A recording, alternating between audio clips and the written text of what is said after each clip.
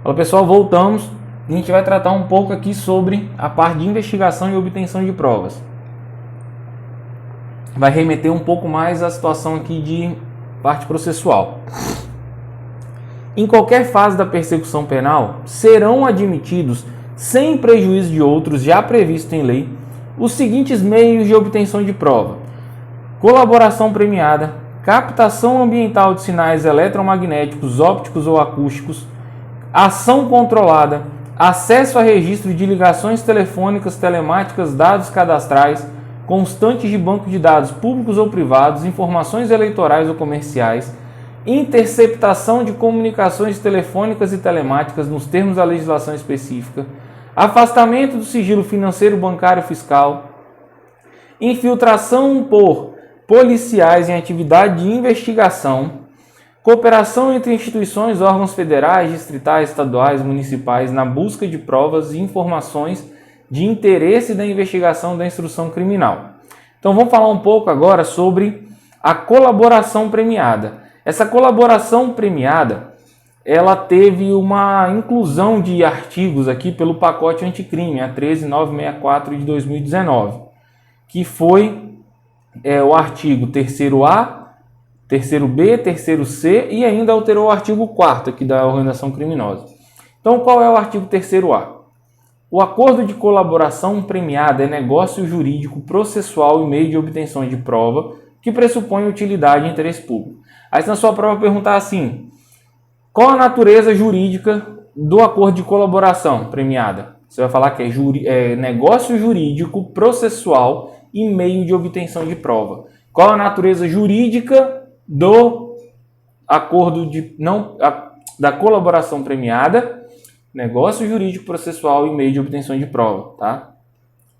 O recebimento da proposta para formalização do acordo de colaboração premiada demarca o início das investigações e constitui também um marco de confidencialidade, configurando violação de sigilo e quebra de confiança e boa-fé a divulgação de tais tratativas iniciais ou de documento que as formalize até o levantamento de sigilo por decisão judicial. Ou seja, então quando se fala no início da colaboração premiada, aquilo dali tem que ser sigiloso e marca então o início desse trâmite investigativo. E esse sigilo só pode ser levantado depois por decisão judicial. A proposta de acordo de colaboração premiada poderá ser sumariamente indeferida com a devida justificativa cientificando-se o interessado. O interessado ali, o caso do acusado, do réu, enfim, ele vai fazer a proposta de colaboração premiada, mas ela pode ser sumariamente indeferida, ou seja, ele faz o pedido e já é indeferido.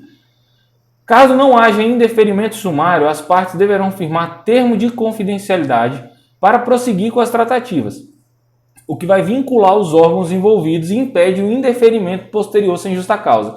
Ou seja, aceitou, firmou, vai iniciar. Vai ter um termo de confidencialidade e ali não pode mais ser indeferido sem justa causa. Só pode ser indeferido que você começou a ver que o cara está inventando um monte de coisa e você já parte a indeferir.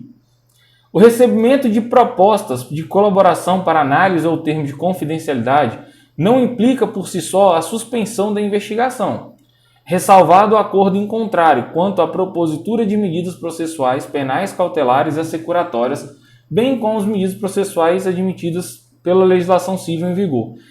Quer dizer que, por ter o termo de colaboração, não quer dizer que vai parar a investigação vai continuar, tá bom?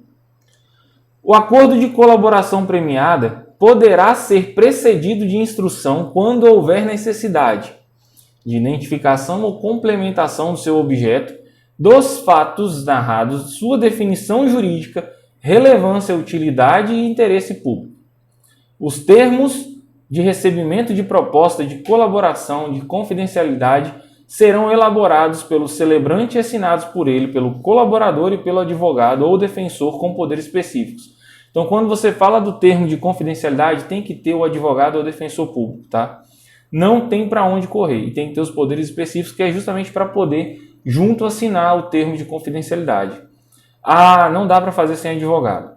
A proposta de colaboração premiada deve ser instruída com procuração do interessado com poderes específicos para iniciar o procedimento de colaboração em suas tratativas, ou firmada pessoalmente pela parte que pretende a colaboração em seu advogado ou defensor público.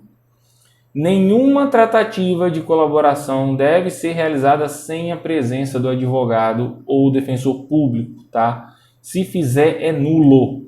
Em caso de conflito de interesse ou de colaborador hipossuficiente que não tem condições de estar pagando um advogado, o celebrante, né, no caso ali, que está celebrando, deve solicitar a presença de um outro advogado, no caso de conflito de interesse, ou o defensor público, no caso do hipossuficiente. No caso de colaboração premiada, né, o colaborador deve narrar todos os fatos ilícitos que concorreu e que tenha relação direta com os fatos investigados.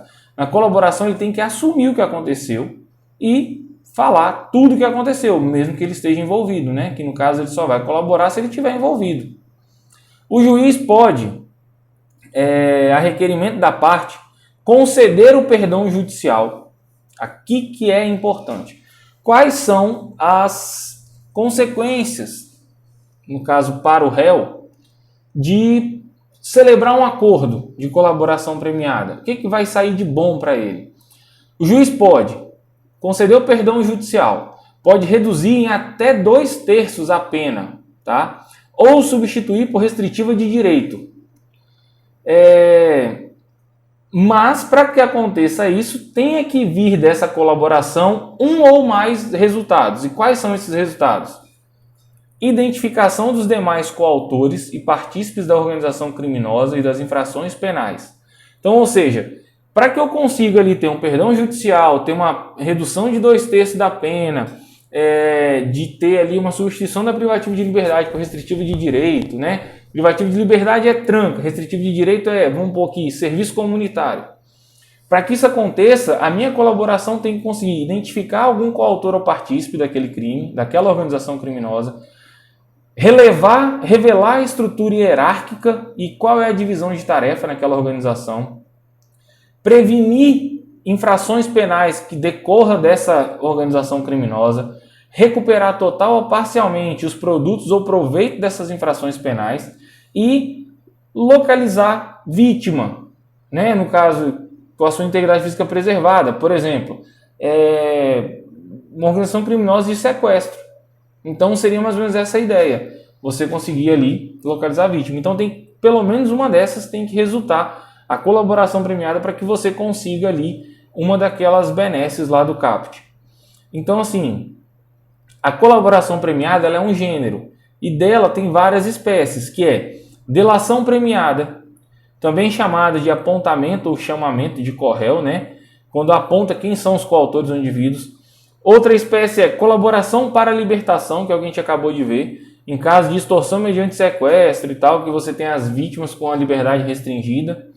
Colaboração para localização de ativo é quando você, por exemplo, tem contas no exterior e você dá o caminho para que a polícia consiga chegar até lá. Colaboração preventiva, né? Você busca evitar novos crimes, enfim. Aí aqui tem uma situação. Geralmente fala que colaboração e delação são sinônimos. Na realidade, não é. A delação é uma espécie de colaboração. Colaboração são todas essas que a gente viu, tá? Delação é uma delas. Delação é você entregar. Das 5, delação é 1 e 2. Esses 1 e 2. Tá? O resto é o tipo de colaboração. Todos os 5 são tipos de colaboração, mas a delação é 1 e 2 só, esses 1 e 2. Requisitos dessa colaboração: voluntariedade e efetividade. Precisa de espontaneidade? Não. Voluntariedade significa o quê? Agir sem coação física ou moral. E espontaneidade significa o quê? Sinceridade. Precisa ser sincero? Não. Precisa ser voluntário? Pelo menos, né? Bom, aí ainda a lei entende que o STF entende a partir dessa lei que trata-se de um negócio jurídico processual personalíssimo. Quer dizer o seguinte: esse acordo não pode ser impugnado por coautores ou partícipes da organização criminosa. Ou sendo, não pode intervir esses autores para dizer que as informações são equivocadas, tá? Porque o que acontece? Eles vão ter como fazer isso, vai, né, ter como fazer no bojo do processo da ação penal e tentar provar que é mentira, tá? Mas é personalíssimo porque só aquele que está falando que vai poder assegurar o que está falando, é basicamente isso.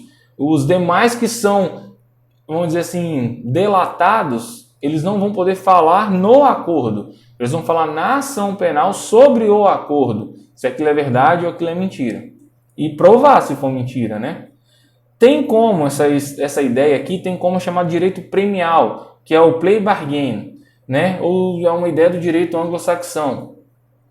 Essa legislação aí, ela tinha muito na Itália, com aquelas questões de máfia italiana, tá? Contra o crime organizado aí, a polícia contra a máfia italiana, o crime organizado. Então isso começou mais para lá. Essa ideia é o seguinte, é diminuição de pena, tá? Que aí fala até o parágrafo 14, ó, nos depoimentos que prestar, o colaborador renunciará na presença do seu defensor o direito ao silêncio e estará sujeito ao compromisso legal de dizer a verdade. Então, quando o colaborador vai, ele tem que falar que ele renuncia o direito de ficar em silêncio, porque ele entrou para falar e falar a verdade. Então, não tem como ele pegar, isso aí eu não quero comentar. E se ele mentir e descobrir que foi mentira, vai anular todo o acordo dele. Aí a gente tem aqui quais são as benesses, ou seja, quais são os benefícios da colaboração premiada para aquele que colabora. Se for antes da sentença, o Ministério Público pode deixar de oferecer a denúncia, tá? Isso se ele não for o líder da organização criminosa e ele for o primeiro a prestar a efetiva contribuição. Se eu sou o líder da organização criminosa e mesmo que eu entreguei tudo, eu não vou ter a benesse de não correr num processo criminal. Vai ser oferecida a denúncia. E se eu fui o segundo a falar? Certamente eu não vou ter quase nada, né? Mas, sei lá, vai ter alguma coisinha. Vai ter uma diminuição de pena, talvez, entendeu? Aí também pode oferecer perdão judicial como causa extintiva de punibilidade, ainda que não esteja naquela proposta inicial, e oferecer redução de 2/3 de pena, ou substituir por as privativas de liberdade por restritivo de direito. Perdão judicial, gente, é uma extinção de punibilidade. É a medida mais benéfica que tem, ou seja, vai extinguir a punibilidade. É como se não tivesse acontecido nada. Aí, se a medida de colaboração premiada for depois da condenação, foi condenado, então resolvi falar. Você pode ter a redução da pena até a metade ou progressão de regime, mesmo ausente requisitos objetivos. Como assim? Antigamente, a gente vai ver lá na LEP, antigamente a questão de requisitos objetivos era o quê? Cumprimento de 1/6, 2/5, 3/5 da pena. Agora é porcentagem. Então, suponha que você tem que cumprir 20% da pena para você ter uma progressão de regime. Se você cumpriu 10%, mas você entregou as pessoas aí, né, colaborou depois de condenado, você pode ter reduzido seu regime, diminuído a pena, ter uma progressão de regime, mesmo que você não tenha atingido aquele requisito objetivo da progressão de regime, de pena. Tá? Então, a gente pode afirmar a partir disso que a colaboração premiada, ela acontece em qualquer fase do processo, desde a fase investigativa, durante a ação penal, após a condenação e até durante a execução da pena.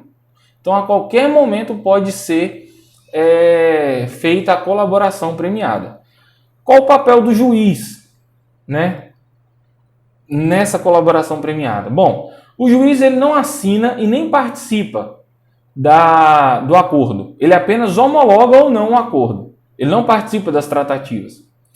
As negociações de colaboração premiada, elas ocorrem entre delegado de polícia, o investigado e o defensor, com manifestação do MP, ou entre o MP e o investigado acusado, né, junto do seu defensor, porque sempre tem que ter o advogado ali com o cara. Então a colaboração acontece entre delegado e o réu ali, o colaborador, junto do seu defensor, e o MP vai se manifestar.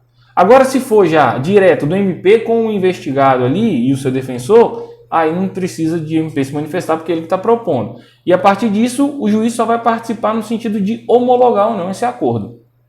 Tá? Bom, Suponha que na delação, isso aqui aconteceu naquela época lá do processo da Lava Jato lá. Se a delação do colaborador, né, mencionar fatos que tenham sido praticados por alguma autoridade com foro privativo, por exemplo, um governador de estado que tem foro no STJ, esse acordo de colaboração ele deve obrigatoriamente ser celebrado pelo Ministério Público respectivo, ou seja, a Procuradoria-Geral da República, com homologação pelo tribunal competente. Suponha que a gente está aqui no juiz de primeiro grau no Espírito Santo ali e tal, com o promotor de primeiro grau ali junto, mas menciona que o governador está envolvido nessa situação.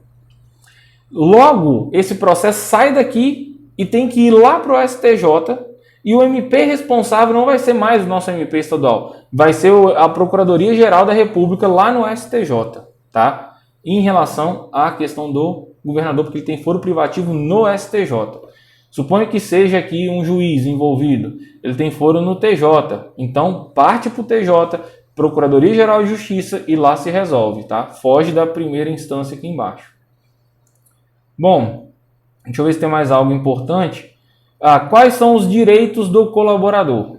Bom, o colaborador ele tem direito de usufruir de medidas de proteção previstas na lei, ter nome, qualificação, imagem e demais informações pessoais preservados, ser conduzido em juízo separadamente dos demais coautores e partícipes, ou seja, ele não vai estar na mesma sala de audiência do que aqueles que ele entregou, participar de audiências sem contato visual com os outros acusados, não ter sua identidade revelada por meio de comunicação, nem ser fotografado ou filmado sem ele autorizar por escrito, cumprir pena ou prisão em estabelecimento penal diverso daquele réu ou condenados, aqueles lá que ele entregou, tá?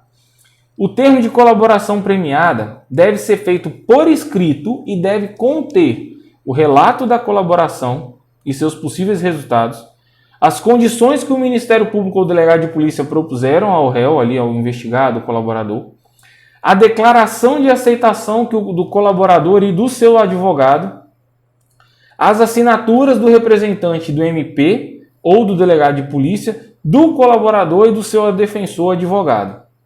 Tá?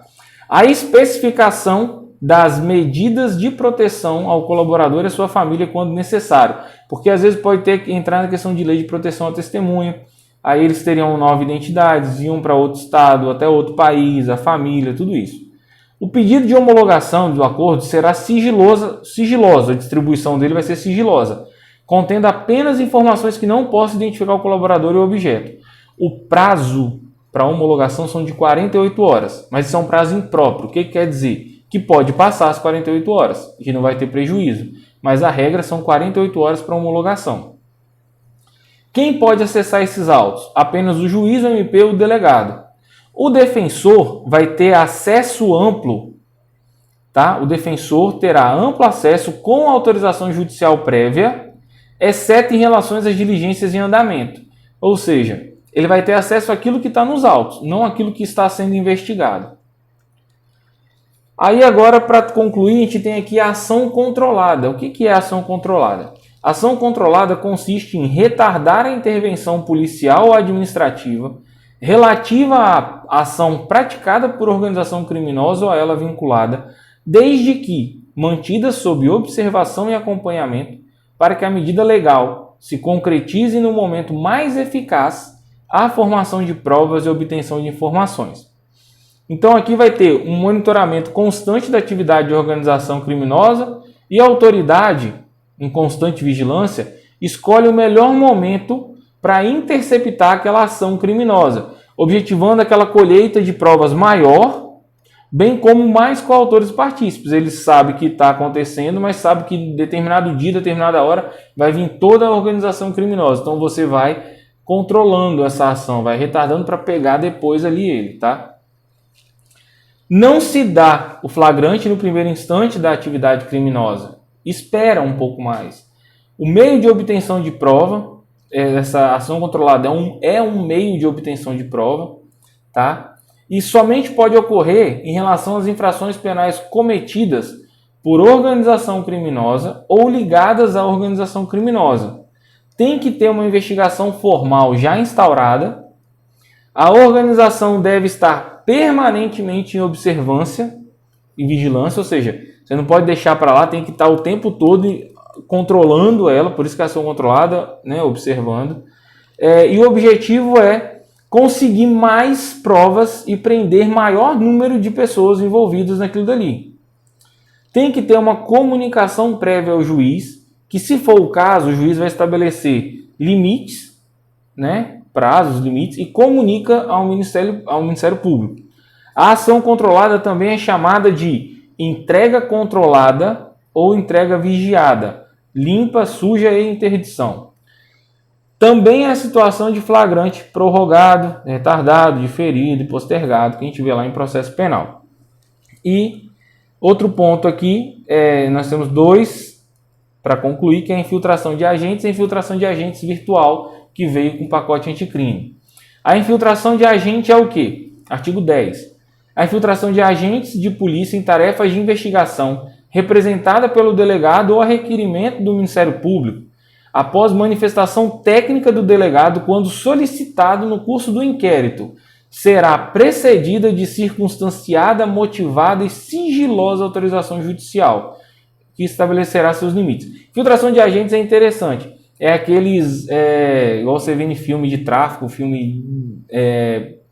esses filmes mexicanos, colombianos aí, de um policial que vira traficante, faz parte da organização criminosa para poder desmantelar todo mundo.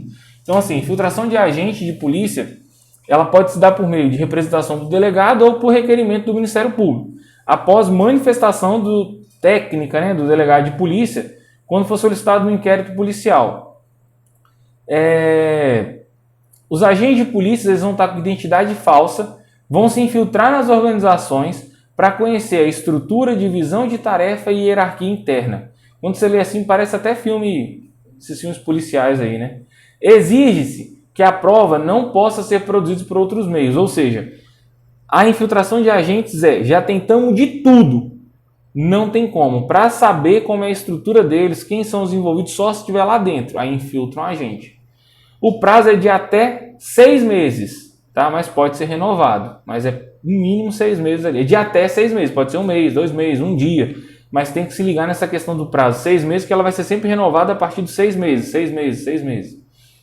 A defesa saberá que há um agente infiltrado, sabe quais foram os resultados da investigação e exercerá ampla defesa, mas não sabe quem é aquele agente. Por exemplo, quando prender o traficante, vai saber que foi preso através de um agente infiltrado, soube de tudo o que aconteceu, mas não sabe que esse infiltrado, por exemplo, era eu, sabe que tinha um policial, sabe que esse policial desmantelou revelando tudo, mas não sabe quem é esse policial. E a infiltração de agente virtual.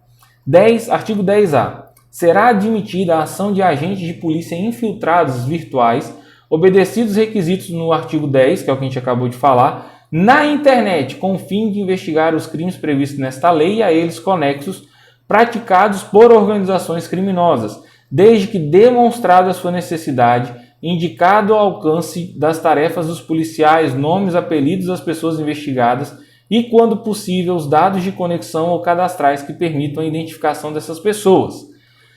No ECA, no Estatuto do Criança e Adolescente, lá já há uma situação dessa, para poder se infiltrar, no caso, de crimes, né, de pedófilos, né, que eu esqueci agora o nome, de estupro de vulnerável, essas coisas daqueles caras que ficam mandando mensagem para criança, mandando vídeo de criança. Aí é permitida essa infiltração virtual já no caso do ECA específico para isso. Agora eles ampliaram com o pacote anticrime para pegar as organizações criminosas. Aí, para efeitos dessa lei, consideram-se dados de conexões. Ele vem falando o que é dados de conexões, tá? O que são dados cadastrais. Aí, na hipótese de representação do delegado de polícia, o juiz, antes de decidir, vai ouvir o Ministério Público. O delegado representa por esse tipo de infiltração, mas o juiz, antes de decidir, ele tem que ouvir o Ministério Público.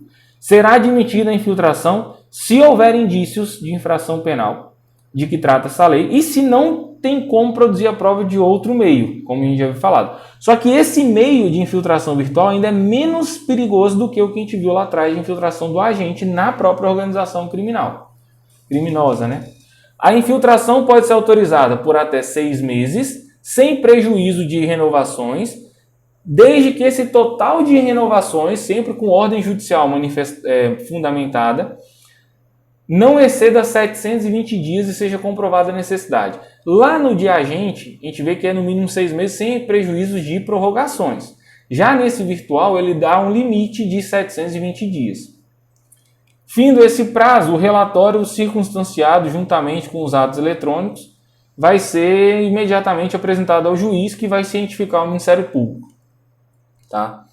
E o artigo 10b, 10c, vem falando assim: as informações serão encaminhadas ao juiz responsável, que vai manter o sigilo. O acesso vai ser sempre reservado ao juiz, ao Ministério Público, ao delegado, para garantir o sigilo. O policial, ele não comete crime quando ele oculta a sua identidade, tá? Para colher esses indícios.